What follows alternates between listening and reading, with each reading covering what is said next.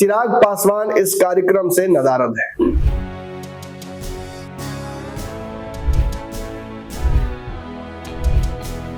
नोरमा group, जो सोचता है वो करता है। आपके अपने सपनों का आशियाना। नमस्कार, भारत लाइव देख रहे हैं आप। देखिए, जीतन राम मांझी ने आज दलित समागम रैली की। गांधी मैदान में एक ऐसा कार्यक्रम उन्होंने किया जिस कार्यक्रम की रूपरेखा पूरी तरीके से चुनाव में अपना शक्ति प्रदर्शन करने जैसा है। हालांकि इस कार्यक्रम में कितनी भीड़ जुटी इस पर हम कोई टिप्पणी नहीं करेंगे, आप खुद ही देख लीजिए। भीड़ कितनी थी, दावा क्या था, ये सब कुछ आसानी से इस भीड़ को देखकर समझा जा सकता है। कितना सफल रहा, भीड़ देखकर अगर इस बात का अंदाजा लगाइएगा तो फिर शायद इस रैलियों की फहरिस्त में कहीं पीछे छूट जाएंगे। लेकिन बात भीड़ की नहीं है, बात मंच पर उपस्थित उन नेताओं की है जो एनडीए में रसूख रखते हैं, जो सीट दिलाने का ताकत रखते हैं, जो क्रॉस टेबल नेगोशिएशन में मांझी की बात बढ़ा सकते हैं। वो भी तस्वीरें आपको दिखाएंगे कि मंच की तरफ कौन कौन लोग मौजूद थे। देखिए, जब दलित समागम जैसा कुछ कार्यक्रम करते हैं मांझी, तो निश्चित ही आपको एक चेहरा एनडीए से इस कार्यक्रम के दौरान देखने का मन करेगा, या आप खोजिएगा उस चेहरे को। वो चेहरा है चिराग पासवान का। चिराग पासवान इस कार्यक्रम से नदारद है। जब हमने जानकारी प्राप्त करने की कोशिश की तो ये हमें पता चला कि चिराग पासवान को बस एक पत्र भेजकर कोरम पूरा कर दिया गया था मांझी जी की तरफ से। यानी चिराग पासवान को बुलाने की कोई दिली इच्छा खास नहीं थी। खैर, ये कार्यक्रम भी पूरी तरीके से ताकत दिखाने जैसा है। दलितों का बड़ा वोट बैंक किसके पास? पूर्व में पशुपति पारस का जो हाल हुआ है एनडीए में, देखकर जीतन राम मांझी थोड़ा हिचकते होंगे। पिछले उपचुनाव में भी उनकी स्थिति बहुत अच्छी नहीं थी। हालांकि उनकी बहू चुनाव जरूर जीत गई, लेकिन यह कहा जाता है कि उस पूरे प्रकरण के दौरान चिराग पासवान और उनके बीच तलवारें खिंच गई थी। एनडीए का वोट बैंक अंततः ट्रांसफर हुआ और मांझी जी की बहू चुनाव जीत गई। लेकिन एक सबक सीख गए मांझी जी। एनडीए में नंबर 3 की पार्टी चिराग पासवान की मानी जाती है। पहले भाजपा, फिर जदयू और उसके बाद चिराग पासवान। इसके बाद ही किसी का नंबर आता है। शायद कुछ लोगों का नंबर तो आता भी नहीं है। जैसे कि आपने देखा, पशुपति पारस लगातार एनडीए में रहने का दावा भी करते हैं, एनडीए के नेताओं के खिलाफ बोलते भी हैं, अभी तक दूसरे गठबंधन की तरफ गए भी नहीं है और स्थिति भी कुछ खास अच्छी नहीं दिख रही है। वक्त दर वक्त कभी कभी कोई नाम ले लेता है तो उनकी राजनीति जीवित रहती है, अन्यथा कार्यक्रमों में तो कोई बुलाता भी नहीं है पशुपति पारस को। एक तरीके से उन्हें इस पांडवों की भीड़ में से छांट दिया गया है। यही हाल किसी और का ना हो जाए। कल ही पूरे दिन आपने देखा, उपेंद्र कुशवाहा मंत्रिमंडल के विस्तार के बाद एक्टिव हुए। लवकुश समीकरण जो भाजपा ने साधने की कोशिश की, इशारों में उस पर भी उनकी प्रतिक्रिया आई और यह भी साबित किया कि वो एनडीए में महत्वपूर्ण हिस्सा ही नहीं बल्कि एक बड़े वोट बैंक के स्वामी हैं। कुशवाहा उनके साथ है। ये उनकी रणनीति है। इस मंच पर उपेंद्र कुशवाहा भी हालांकि नजर नहीं आए। उपेंद्र कुशवाहा के बारे में हमने जानने की कोशिश की तो खबर आई कि किसी को कुछ पता नहीं है कि उपेंद्र कुशवाहा को बुलाया गया या नहीं बुलाया गया। देखिए, जिसकी जहां लड़ाई होती है वो वहीं लड़ता है। सबको पता है कि जदयू और भाजपा से बिहार में लड़ना हाथी से हाथरस जैसा हो जाएगा। सीटें अगर कहीं कटनी छटनी है और कहीं से बढ़नी है तो वो निश्चित ही इन 3 दलों में ही होगा। चिराग पासवान की एक्सपेक्टेशन 3 दलों में सबसे ज्यादा है। उपेंद्र कुशवाहा की भी एक्सपेक्टेशन कुछ खास है। जीतन राम मांझी भी चाहते हैं कि उनको सीटें मिल जाए। पूर्व में तो उन्होंने 28, 29, 30 सब कह दिया है, लेकिन सबको पता है कि उपेंद्र कुशवाहा और जीतन राम मांझी को 10 या 10 से कम सीटें मिल सकती हैं। इसकी प्रबल संभावनाएं हैं। सीटें बढ़ानी होंगी, ताकत दिखानी होगी। पूरा गांधी मैदान तो भर नहीं पाए, लेकिन एक कार्यक्रम जरूर कर दिया दलित समागम के नाम पर। ना इसे रैली का नाम दिया, ना इसे कोई बैठक का नाम दिया, एक समागम किया। वो भी तब जब पिछले ही दिन 3 विभाग जो थे इनके पास, संतोष मांझी के पास, उसमें से 2 विभाग छीनकर भाजपा के नेताओं को दे दिया गया। निश्चित ही मांझी इन सारे प्रकरणों से नाराज जरूर होंगे।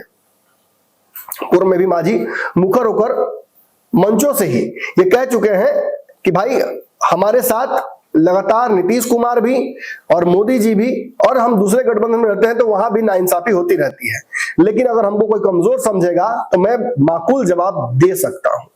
ये जीतन राम मांझी ने दावा किया था। हालांकि बाद में फिर जब कैबिनेट वाली बात हुई, पूरा विवाद शुरू हुआ, उसके बाद उन्होंने तब से चुप्पी साधी है। लेकिन सीट तो चाहिए, सीट तो चिराग पासवान के आसपास चाहिए, एक्सपेक्टेशन तो यही है। तो कहीं ना कहीं मुख्य लड़ाई चिराग पासवान से हो ही जाती है। मांझी और चिराग पासवान की अदावत इस गठबंधन में रहने के बावजूद भी जारी रही है। जब चिराग पासवान के जीजा को टिकट मिला तो मांझी जी ने इस तरीके का आरोप लगाया। फिर जो कोटा विद इन कोटा और वक्फ बोर्ड का मुद्दा था, इस पर चिराग पासवान ने अपने गठबंधन से अलग विचार रखे, तो मांझी जी मोदी जी के लॉयलिस्ट बनकर कहीं ना कहीं चिराग पासवान को आईना दिखाता दिखे। ऐसे में जब उन्होंने अपनी बहू को टिकट दिया तो चिराग पासवान के जीजा और जो जमुई के सांसद हैं अरुण भारती, उन्होंने परिवारवाद का ठप्पा लगा दिया था, आरोप लगा दिया था कि जब दूसरे को परिवारवाद आप कहते हैं तो खुद अपनी बहू को टिकट देते हैं तो क्या है, सारे तो आप ही के परिवार के लोग ही आपकी पार्टी में विधायक या सांसद या जो भी हैं। ऐसी स्थिति में आप दूसरे पर आरोप नहीं लगा सकते हैं, ये कहीं ना कहीं एक नैतिकता भी है। खैर, उपेंद्र कुशवाहा तो इस कार्यक्रम में नहीं ही थे, चिराग पासवान भी इस कार्यक्रम में मौजूद नहीं थे। चिराग पासवान को जहां तक हम जानकारी प्राप्त कर पाए हैं केवल कोरम पूरा कर दिया गया इस कार्यक्रम में बुलाने का, लेकिन इस कार्यक्रम में पहुंचे कौन? क्या यह कार्यक्रम फ्लॉप हो गया? नहीं, इस कार्यक्रम में बिहार के दो टॉप नेता, एनडीए के दो बड़े चेहरे, दो बड़े भाई, जदयू और भाजपा के शीर्षस्थ नेता, जहां एक तरफ सम्राट चौधरी इस कार्यक्रम में पहुंचते हैं, वहीं दूसरी तरफ नीतीश कुमार का सडनली आ जाने से इस कार्यक्रम में चार चांद लग जाता है। मैंने पूर्व में भी कहा कि यह रैली नहीं थी, इसमें भीड़ दिखाने की कोशिश जीतन राम मांझी की थी भी नहीं। वो बस ये एहसास कराना चाहते हैं बाकी दलों को कि वो इस एनडीए के जो गठबंधन है इसमें एक बहुत महत्वपूर्ण भूमिका निभाएंगे और उन्हें सीटें ज्यादा चाहिए। यह पूरी तरीके से सीटों के लिए किया गया कार्यक्रम था, यह पूरी तरीके से बाहुबल दिखाना था कि हमारे साथ कितने बड़े बड़े दिग्गज नेता हैं, नीतीश कुमार, सम्राट चौधरी, ये हमारे साथ है। निश्चित ही चिराग पासवान का जो कद बढ़ा है, जिस तरीके से उनकी पॉपुलैरिटी बढ़ी है, उपेंद्र कुशवाहा भी जिस तरीके से अपने समाज में पॉपुलर है, उनका एक बड़ा वोट बैंक है। पूरा शाहाबाद आपने देखा था किस तरीके से हार का सामना करना पड़ा था एक उपेंद्र कुशवाहा के साथ खेल करने की वजह से। तो इन दोनों नेताओं का अपना जनाधार है, अपना वोट बैंक है, और मांझी जी के लिए सबसे बड़ा खतरा एनडीए में यही दो नेता है। इन्हीं की सीटें अगर बढ़ती हैं तो मांझी जी की सीटें निश्चित ही घट जाएंगी। इसीलिए मांझी जी ने इस कार्यक्रम में इन दोनों से परहेज किया। लेकिन इस आधी अधूरी बैठक में, इस आधी अधूरी जुटान में चिराग पासवान, उपेंद्र कुशवाहा का नहीं पहुंचना और नीतीश कुमार और सम्राट चौधरी का पहुंचना एनडीए के वास्तविक स्थिति को एक्सप्लेन करता है।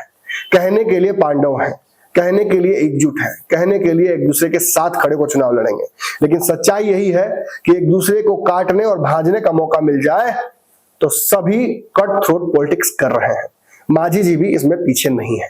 चिराग पासवान और उपेंद्र कुशवाहा को उन्होंने धीरे से खुद से दूर भी कर दिया और उनको एक राजनीतिक ताकत भी दिखा दी कि देखिए हमारे साथ नीतीश कुमार और सम्राट चौधरी दोनों हैं।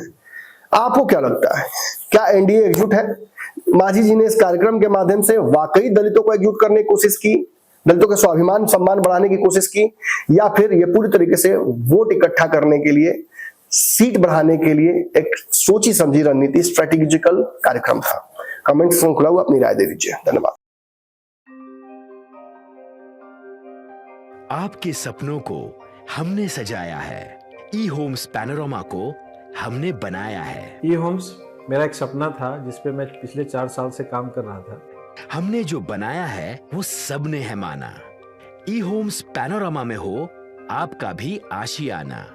और फाइनली हमने 2021 में इस प्रोजेक्ट को लॉन्च किया। बहुत लोग अप्रिशिएट कर रहे हैं कि पूर्णिया जैसे शहर में, बिहार के, एक तो बिहार की बात करें उसमें भी पूर्णिया जैसे छोटे जगह में इस तरह का लाइफस्टाइल देना, ये सुन के हम लोगों को बहुत अच्छा लगता है। ई होम्स में हमने कुछ और भी किया है, जैसे हम जिस जगह में रह रहे हैं हमारे फैमिली सिक्योर हो, उनको सिक्योरिटी का ध्यान में रखा है।